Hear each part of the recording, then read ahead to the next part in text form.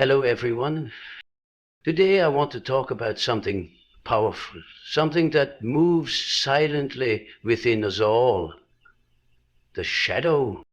You know the shadow no longer controls you when you can observe your emotions without becoming them.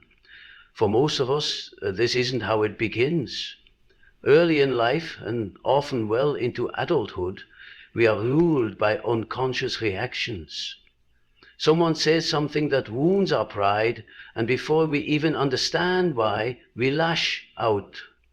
A situation triggers an old fear, and we find ourselves paralyzed, self-sabotaging, or withdrawing in a way that feels all. In these moments, the shadow is not just influencing us, it is living through us. We are puppets pulled by unseen strings, reacting from wounds we haven't yet named. But when you begin the slow, courageous work of facing your shadow, a subtle but profound shift happens. You start to notice the feeling as it rises. You feel the anger, but it no longer owns you. You feel the sadness, but it doesn't pull you under.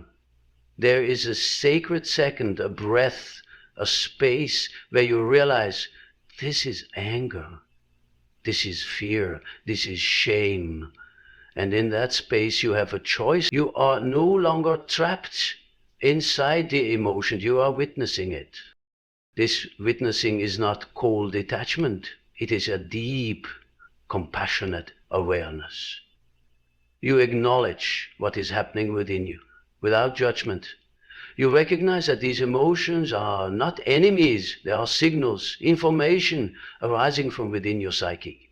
You treat them with curiosity, not contempt. You ask, what old story is being triggered right now? What part of me feels unseen, unprotected, unheard? Existence over time, as this inner practice becomes more natural, your emotional world shifts. You are no longer reacting blindly to protect a wounded ego. You are responding thoughtfully from a deeper, wiser place. This response might still carry anger or sadness. You are still human, but now your actions are conscious. You are not at the mercy of the storm inside you. You are the sky in which the storm appears. Emotions come and go, but your deeper sense of self remains steady. This is one of the clearest signs that your shadow has been integrated rather than denied. The old triggers may still exist, but they no longer possess the same power over you. Your energy is no longer hijacked by every emotional current. Instead, you conserve it, direct it, use it creatively and purposefully. The world often tells us that strength is about suppressing emotion, but Jung showed us a different truth. Real strength is about integrating emotion.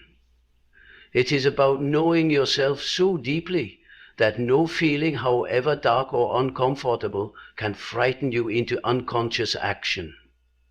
You become a participant in your emotional life, not a prisoner of it. And as you deepen this practice, you notice something even more beautiful. Empathy grows. As you become more forgiving of your own internal storms, you naturally extend that same patience to others. You recognize when someone else is caught in their shadow, reacting from old wounds. Instead of escalating the conflict, you offer a different energy, one that invites understanding rather than more pain. This is not perfection, it's not a state you achieve once and then maintain effortlessly. It's a dynamic, living relationship with yourself. There will always be moments when emotion surges strongly, when you lose that sacred pause, but the difference is now you know how to find your way back. You know that you are not your anger, not your fear, not your shame. You are the one who sees them, who holds space for them, and ultimately, who decides what to do with them. That is freedom. That is the true beginning of mastery over yourself. Not control in the rigid sense, but mastery in the soulful sense. A way of moving through the world where your emotions enrich your life, but no longer run it. A way of living where you are not just reacting to life, you are consciously, powerfully responding to it. True freedom begins when you stop needing to be perfect. For most of us, perfection has been a lifelong pursuit, often invisible, but deeply rooted. As children, we learned, sometimes subtly, sometimes brutally, that being accepted, loved, or even safe depended on meeting certain standards.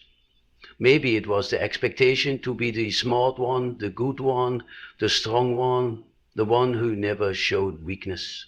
Slowly, we carved away parts of ourselves that didn't fit the image.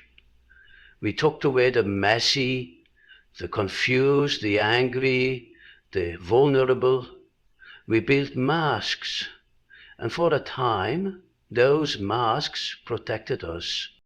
But in adulthood, those same defenses begin to suffocate us. We grow tired of maintaining the image. We become haunted by the fear that if people saw the real us, not the curated version, they would reject us. Every mistake feels catastrophic. Every flaw feels shameful. And all the while the shadow, the parts of ourselves we have disowned, grows heavier, more insistent, demanding our attention. Radical self-acceptance is the moment when you turn toward that shadow instead of running from it. It is not resignation. It is not saying this is just who I am in a defeated voice. It is an active, courageous decision to reclaim all of yourself, the polished and the imperfect, the wise and the wounded, the strong and the struggling. It is recognizing that wholeness matters far more than perfection ever could. When you reach this point, something inside you relaxes. You no longer spend every interaction calculating how you must appear. You no longer live with a constant background of anxiety about being found out. You understand that your worth is not based on flawless performance, nor on the approval of others. You understand that being human means being incomplete, inconsistent, and glorious. Radical self-acceptance also changes how you see failure. Where once a mistake might have triggered a spiral of shame or self-loathing, now you can meet it with kindness. You see mistakes as part of growth, not as proof of your unworthiness. You allow yourself to be a beginner, to stumble, to fall, and most importantly, to get back up without the burden of crushing self-criticism. This acceptance extends naturally to others as well. When you no longer judge yourself so harshly, you stop demanding perfection from those around you. You see their flaws with softer eyes. You become more forgiving, more patient, more connected. Relationships deepen because they are no longer performance-based. They are rooted in authenticity. You are not pretending to be perfect, and you do not need others to pretend either. There is immense freedom and intimacy in that shared humanity. Carl Jung taught that the shadow must be faced, not exorcised. The parts of ourselves that we find ugly, embarrassing, or weak are not there to destroy us. They are there to be integrated, to teach us about our wholeness. When we deny them, we live in fragmentation. When we accept them, we begin to live in unity. Radical self-acceptance does not mean you stop growing or striving. It means that growth comes from a place of love, not from a place of fear. You still seek to be better, but not because you believe you are fundamentally broken. You grow because life is calling you to expand, because you are curious, because you are alive. And that growth, rooted in acceptance rather than self-rejection, is sustainable. It's joyful, it is real. In accepting yourself fully, you unlock energy that was once trapped in shame and fear, that energy now becomes available for creativity, for passion, for love, for purpose. You are no longer busy trying to be someone else's ideal. You are free to become the person you were always meant to be, imperfect, evolving, and gloriously whole. When your shadow is integrated, you recognize this shadow in others with compassion, not judgment. This is one of the most profound shifts that happen during inner work, and one of the clearest signs that your energy is no longer ruled by unconscious wounds. In the early stages of life, before we've faced our shadow, we often walk through the world with a heavy burden of judgment. We judge others harshly for the very traits we cannot accept in ourselves. The lazy, the arrogant, the weak, the fearful. All these figures provoke something raw and uncomfortable within us. Often we believe it's because we are superior or because we have high standards, but more often it is because their behavior touches at this own part of our own psyche, a part we have locked away, unseen but still active inside us. Carl Jung called this phenomenon projection. We project onto others the qualities we cannot bear to admit exist within ourselves. What we hate most in others is often what we secretly feel or deny in ourselves. The judgment, the anger, the disgust. It's not really about them. It's a mirror held up to parts of our inner world we have yet to accept. But when you begin the difficult, humbling work of shadow integration, everything changes. You stop needing to see yourself as better than or separate from those you once condemned. You realize that you too have known weakness, arrogance, fear, laziness, maybe not in the same form, maybe not as outwardly visible, but the roots are there. And that's not a reason for shame, it's a reason for connection. When you recognize your own darkness, you become capable of recognizing the humanity in others. Judgment softens. Instead of thinking, how could they be so stupid, so weak, so selfish? You think, I understand that place. I know how pain can twist a person. I know how fear can shut down the heart.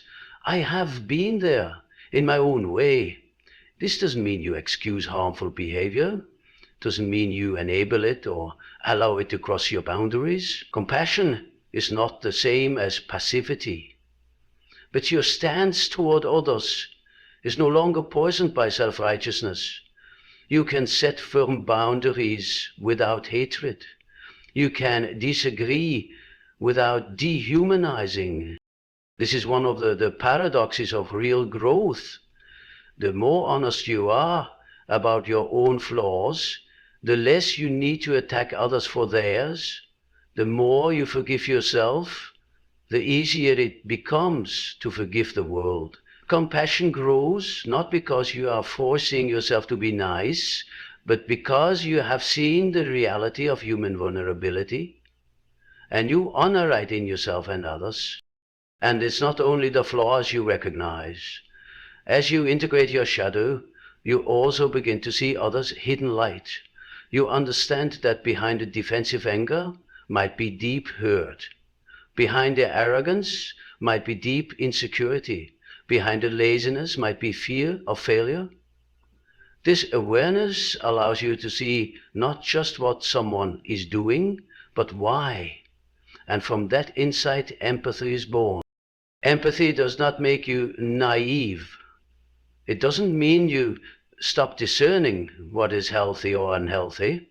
It simply means you interact with the world from a place of wisdom rather than woundedness. You are not reacting blindly to what triggers you.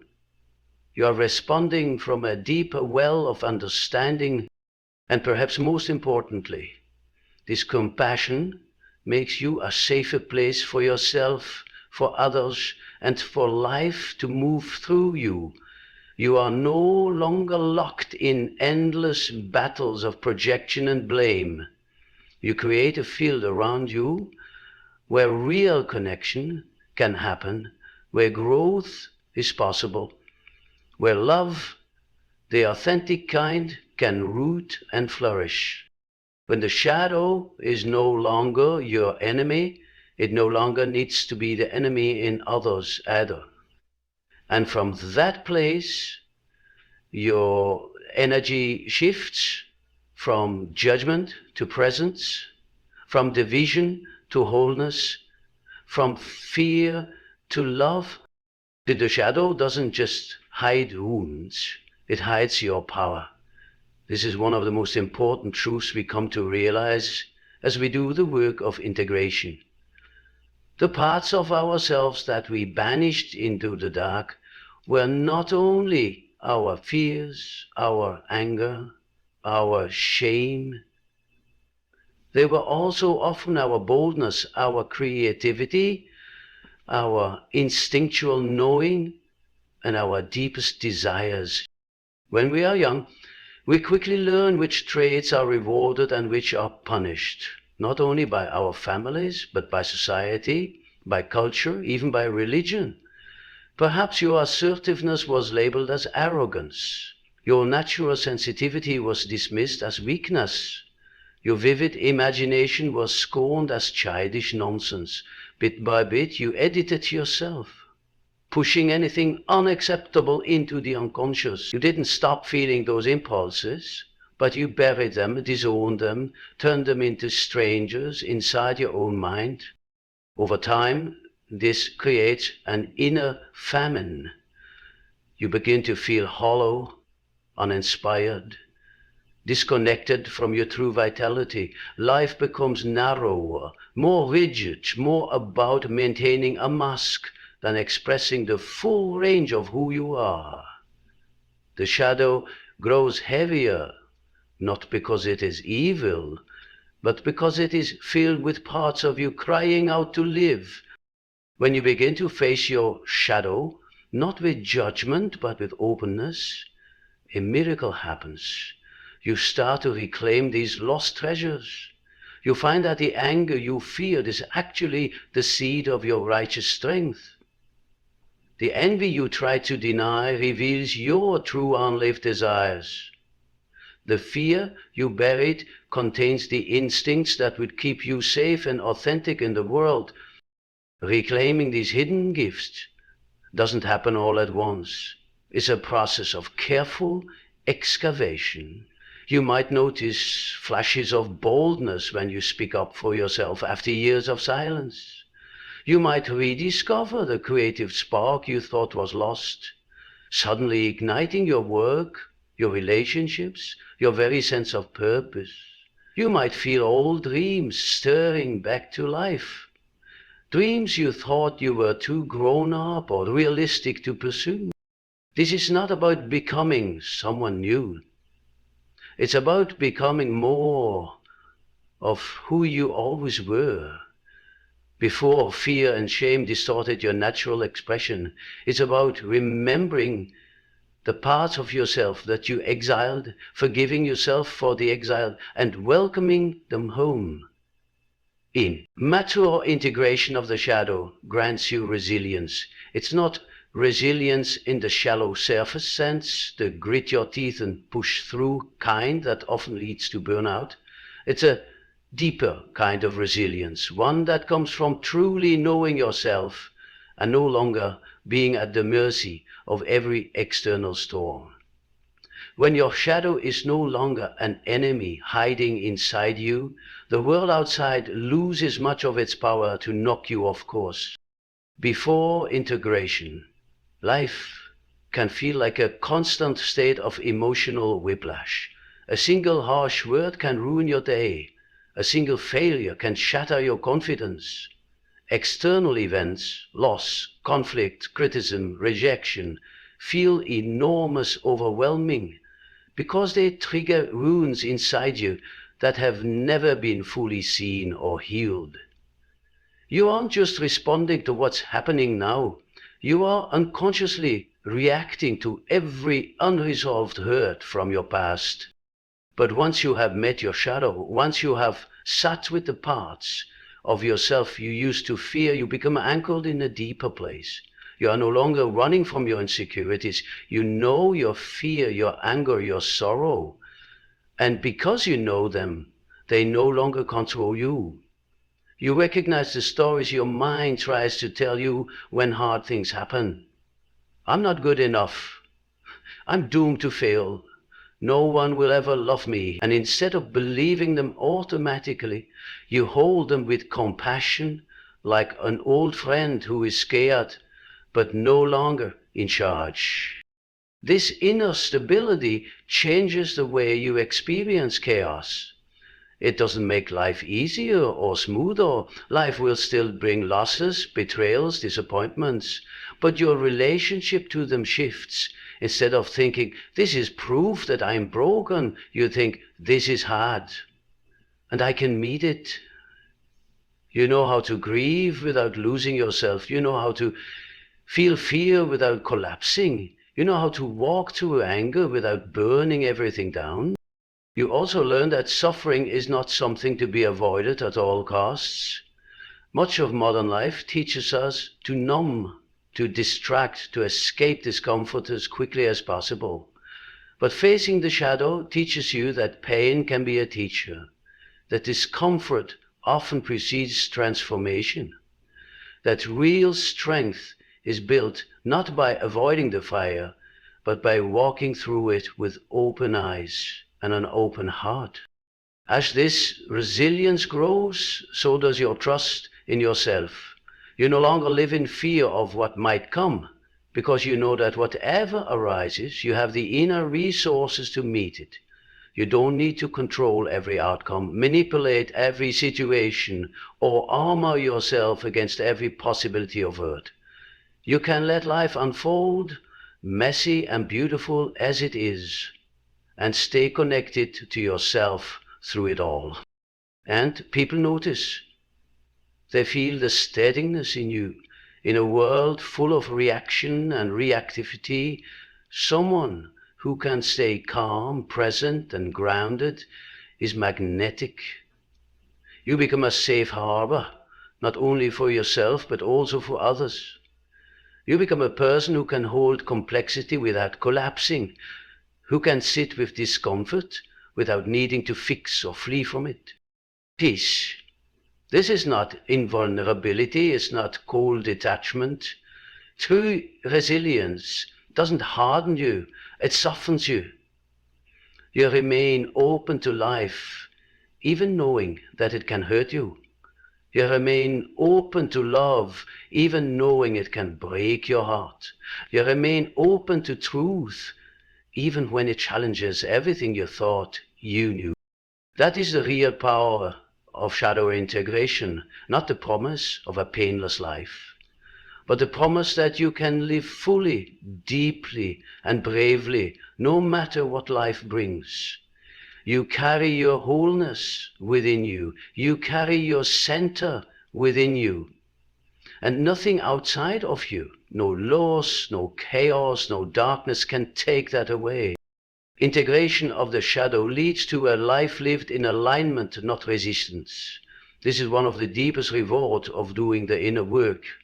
For much of our lives, often without realizing it, we live in resistance. Resistance to parts of ourselves, resistance to reality, resistance to the natural unfolding of life. We spend enormous amounts of energy trying to control, suppress, or escape what is. We are at war with our own feelings, at war with our circumstances, at war with the parts of ourselves that don't fit the image we think we should project. This resistance is exhausting. It fragments our energy and clouds our clarity. It keeps us locked in cycles of anxiety, frustration, and disappointment. We think, if only I could get rid of this fear, this anger, this sadness, then I could live fully. We think, If only life were different, if only I were different, then I could be at peace. And so we chase perfection, both inside and outside, endlessly. But when you integrate the shadow, something extraordinary happens. You stop fighting. You stop resisting the parts of yourself you once feared. You no longer need to be someone else to be worthy. You no longer believe that life must meet your demands in order for you to be happy. You open to reality, not as a passive resignation, but as an active embrace of what is true right now. Alignment means that your inner and outer worlds are not in conflict. It means that what you feel, what you believe, and how you act are coherent. You are not pretending to be fearless while secretly trembling inside. You are not forcing positivity over deep grief. You are not wearing a mask of strength while secretly feeling broken. You are living honestly from the core of who you are, and that honesty brings peace. Living in alignment also means that you listen to yourself. You honor your true needs instead of overriding them to meet external expectations. You trust your instincts. You respect your boundaries. You follow the quiet pull of your soul, even when it leads you away from the familiar or the approved path.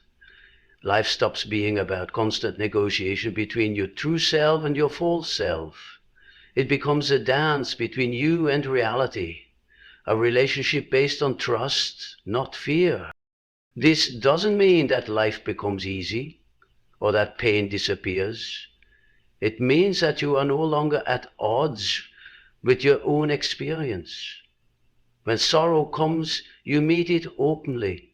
When fear arises, you greet it with compassion. When joy bubbles up, you let it move through you without suspicion. You live as a whole being, not a divided one.